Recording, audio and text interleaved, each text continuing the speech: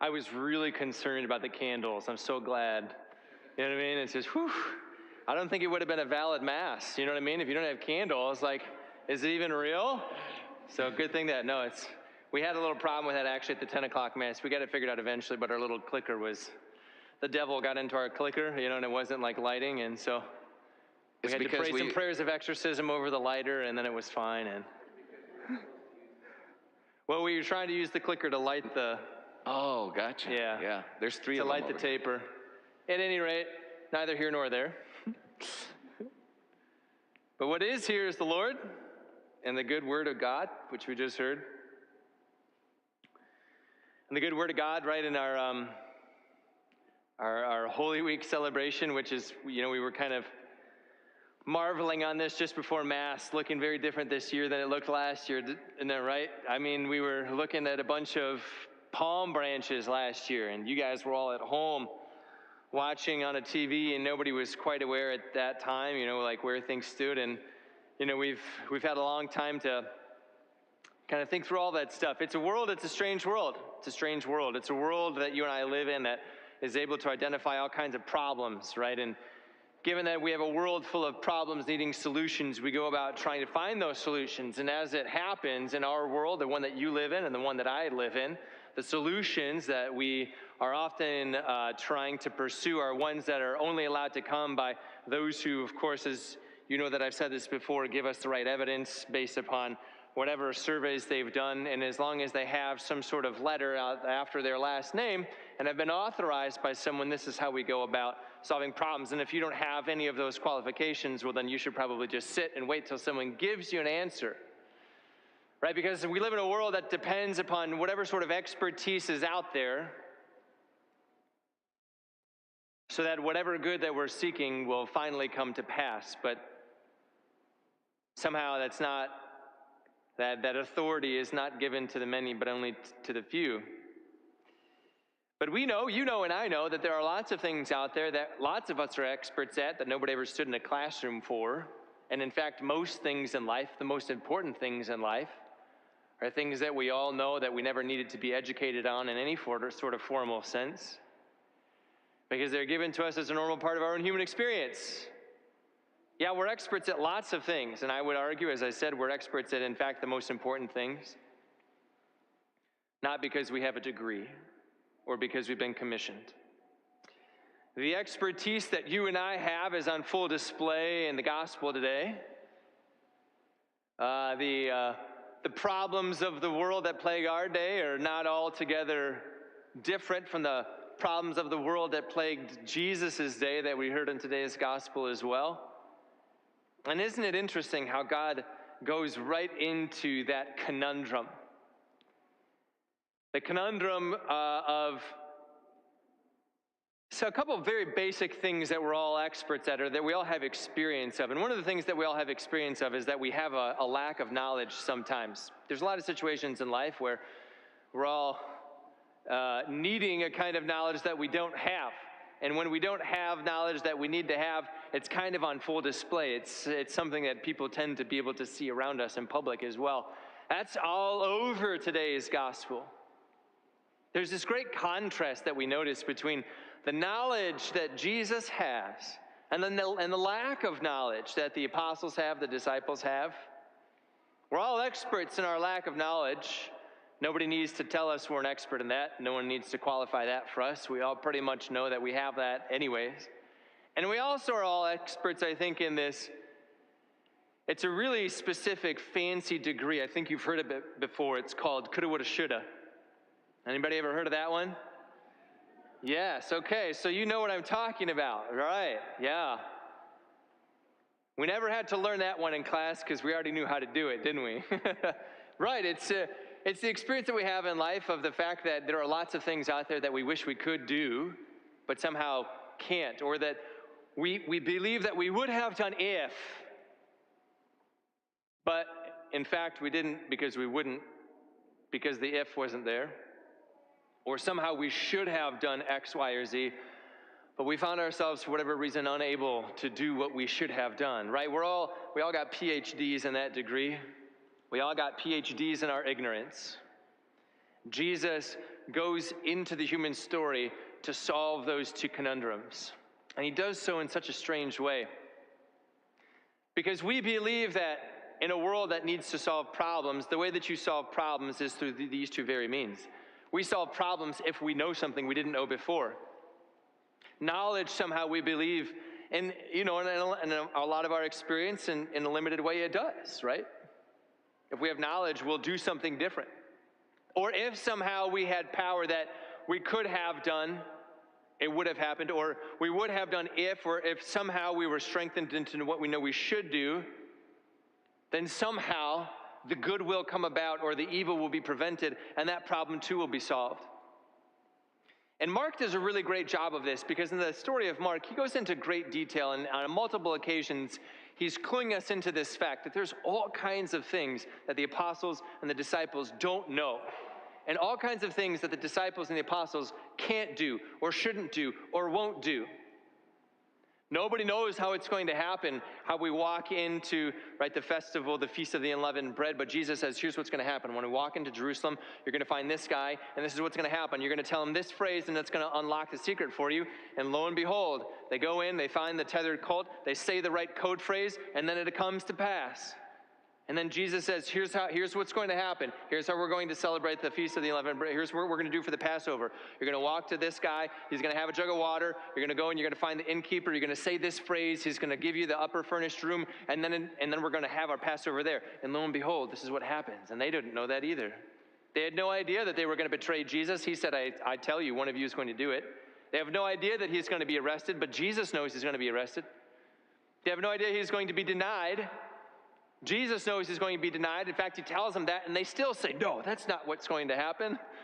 I promise you, they don't even know he's going to be condemned. Judas didn't even know that he was going to be condemned.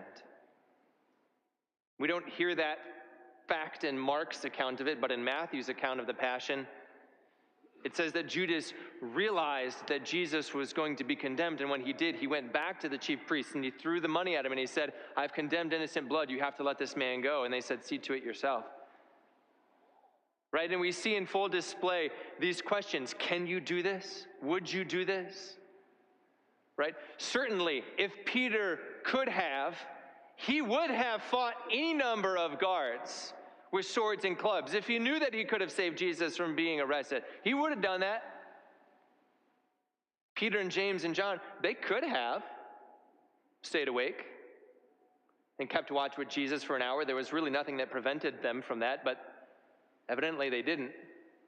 Judas should have stopped himself from betraying Jesus, but he didn't do what he should have done. All of the women that followed Jesus and ministered to him in his days of ministry, my gosh, in a moment, what would they have done? In a moment's notice, they would have replaced themselves and been on that cross if they could have saved Jesus from his suffering. They would have done it in a moment, but they couldn't. Because all of our human limitations are on full display in this story. All the things that weren't known, all the things that couldn't be done, shouldn't have been done, wouldn't have been done. And yet we think in a world that has problems, if only X, Y, and Z would have been taken care of, well then the knowledge or the power, the knowledge of what to do, or the power to prevent the evil, or the power to do the good, if only those things were present, then we would have the solution. Now here's what's interesting about the whole story. Jesus did have all those things, didn't he? Jesus did have knowledge of what was going to happen. He predicted the whole thing. Jesus, of all people, did have power to do what could be done, or should be done, or would be done. He showed that in 3 years of his ministry. He had power to prevent evil, absolutely. There were many occasions where people wanted to hurt him, and he found a way to ninja his way out, because he said, it's not time for this evil to come to pass, and it won't come to pass. And guess what? It didn't come to pass. There were all kinds of other times where Jesus had power to do the right thing, the good thing, and that also happened.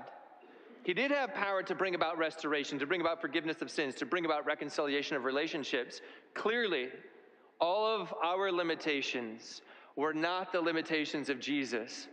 And we have this natural inclination to think that, if all of those things were had, then the bad thing wouldn't happen. Then the story would end differently. Strangely, it didn't. The bad thing still happened. The good thing still didn't come about. The evil was perpetrated. And in the midst of that, the Lord, right, who comes to solve, right, the problem of the broken heart, the wounded human heart. He does come to solve that problem, but he doesn't do so in the way that we think solutions should happen.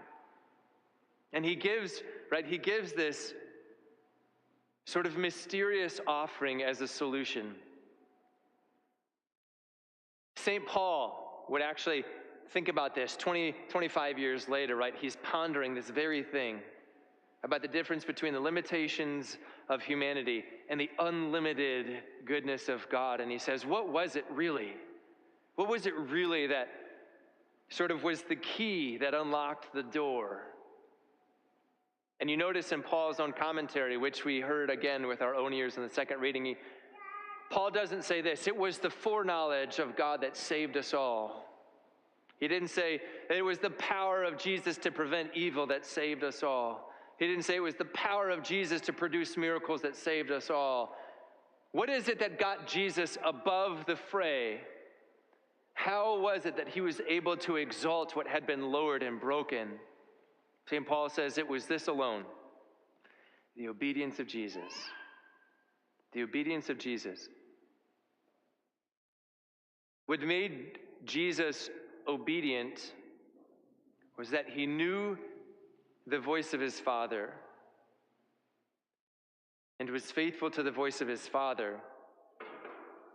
And it says right elsewhere, right in the Psalms and some of the prophets, right, that in Isaiah and in the Psalms, that he would set his face like flint against everything else that was not his Father.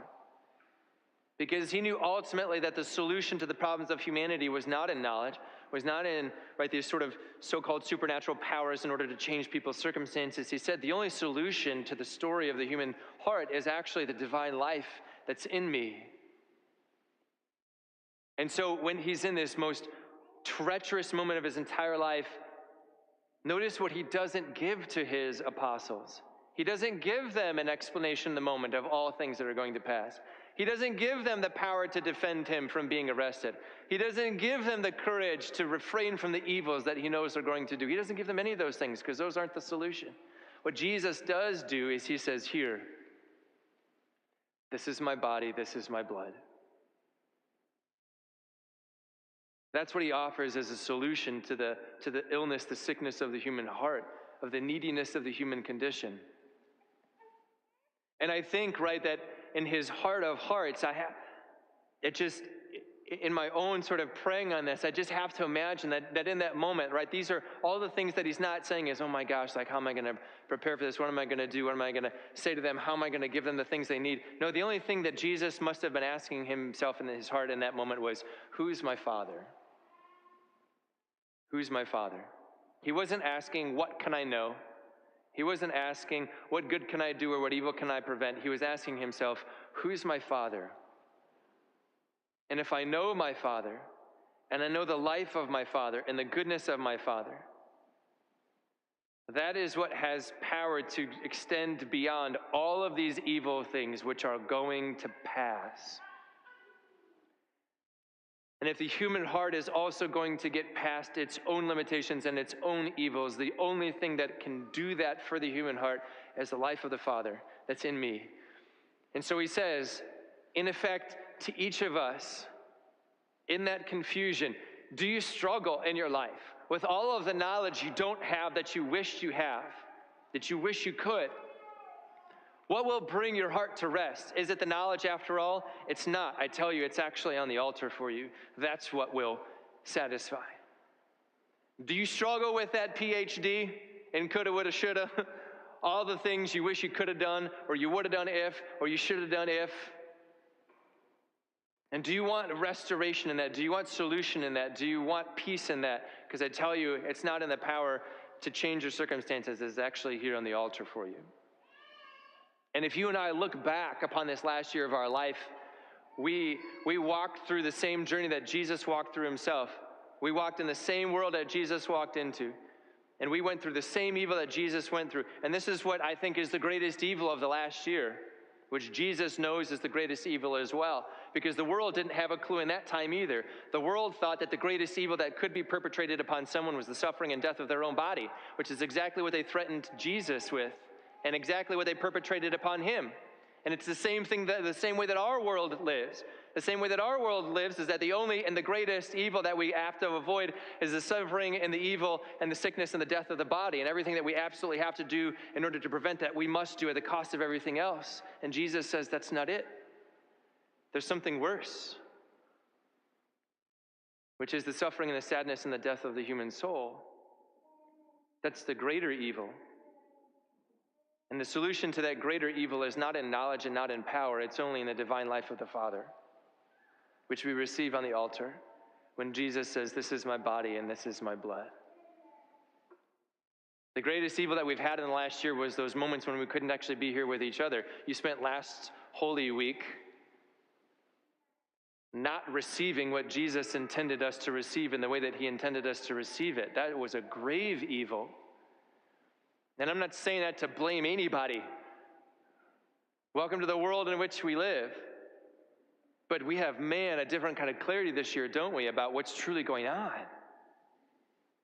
That Jesus really kind of does know our limitations. He knows our desires. He knows our thoughts as to what we think the solution is naturally. And he says, let's just push that to a side for a moment and say this instead. I'm not here always to change circumstances. I'm not here always to give every explanation or to give knowledge or to give supernatural power in the way that we might think would solve all the things. What I have come to do is to help you ask the right question, which is, do you know who your Father is? And if you know who your Father is, and resolved in your Father's goodness that your Father is faithful to you and that your Father's promises will come to pass, are you then able to set your face also, as I did, like flint against all things that are not of him? Because all of those things that are not of him, those will pass. Those will pass. So this is a really glorious Holy Week that I am ever so grateful for, because you're here with me this year. We're all here together this year. This is the place that we were made to be, especially this year, especially this week. To be freed of these false notions of what the solutions out there are, and to receive the true solution, the only solution, which is the solution from the altar. The divine life of the Spirit of the Father, who comes to us in the person of his Son. We can surrender to that.